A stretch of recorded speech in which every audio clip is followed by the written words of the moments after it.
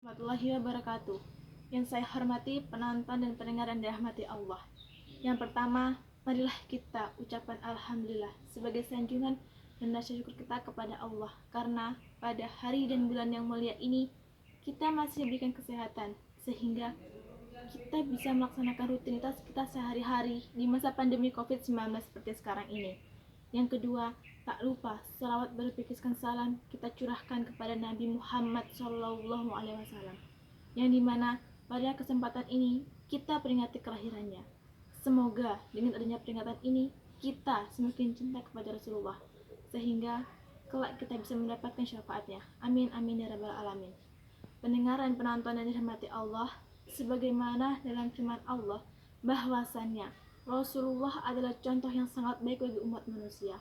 Rasulullah menjadi contoh tidak hanya dalam satu bidang saja, tapi di semua bidang lengkap dan komplit. Rasulullah menjadi contoh dalam berkeluarga, menjadi contoh dalam berdakwah, menjadi contoh dalam bidang perniagaan, menjadi panglima perang, menjadi guru, menjadi politisi, dan masih banyak lagi lainnya. Jadi, sangat pantas jika Allah menjadikan Rasulullah sebagai suri teladan bagi umat manusia. Walaupun Rasulullah sama manusia dengan kita, tentulah yang menjadi pembeda adalah kualitas ibadahnya. Misal, kita sebagai manusia perlu tidur, Rasulullah sebagai manusia juga perlu tidur. Tapi tidurnya Rasulullah jelas berbeda dengan kita. Kalau Rasulullah hanya tidur matanya saja, sedangkan hatinya selalu berzikir kepada Allah Azza wa Jalla.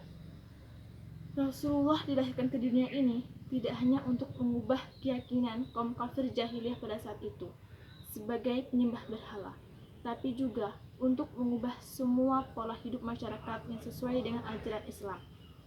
Rasulullah sangat gigih berjuang untuk merubah perubahan sosial, hukum dan budaya untuk kesejahteraan dan keadilan umat Islam.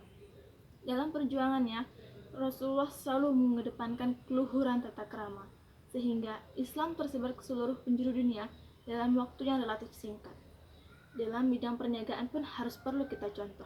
Rasulullah itu memulai perniagaan sejak umur 9 tahun. Dalam melakukan perniagaan, Rasulullah selalu mengedepankan kejujuran, sehingga ia mendapatkan gelar Al-Amin. Dengan kejujurannya inilah membuat Siti Khadijah jatuh cinta padanya dan mempersuntingnya menjadi Ummul Mukminin. Demikianlah pidato singkat dari saya. Bila ada kata saya yang salah atau menyakiti penonton dan pendengar, saya mohon maaf. Sebelum mengakhirinya, saya memiliki sebuah pantun. Burung perkutut jauh di sana, terbang melayang ke angkasa. Kita jangan pernah takut dengan corona. Marilah kita lawan secara bersama. Saya akhiri, wabillahi taufik wal hidayah. Wassalamualaikum warahmatullahi wabarakatuh.